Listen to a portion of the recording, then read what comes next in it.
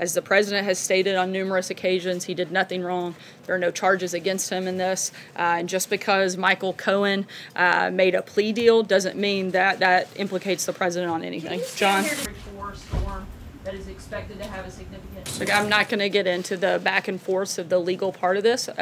I would refer you to the president's outside counsel on that. As I told Cecilia, what I can tell you is what the president has stated a number of times. He did nothing wrong. There are no charges against him. Just because Michael Cohen has made a deal doesn't mean anything with regards to the president. Impact on the state of Hawaii.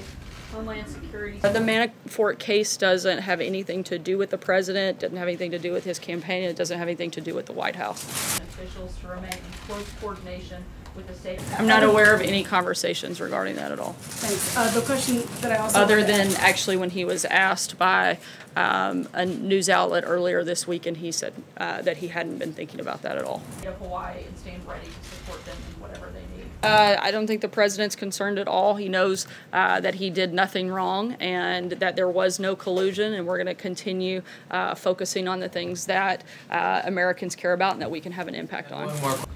Also this morning, the president had a phone call with... The only comment that the president has made on this was when he was asked by a news outlet earlier this week, and he said no, he was not considering that. Well, beyond that, there have been no other discussions. Prime Minister Abe of Japan, the two leaders. Not at all. The Manafort case doesn't involve the president, doesn't involve his campaign, and has nothing to do with the White House. The president has expressed his views. Leaders committed to maintaining strong sanctions on North Korea. Yeah, I think we've certainly seen a lot of concerns come out of some of the activities of people that worked at the Department of Justice, whether it's Peter Strzok or Lisa Page or James Comey. We've walked through those a number of times, and certainly I think it's given cause for a lot of Americans, some of the activities those individuals engaged in.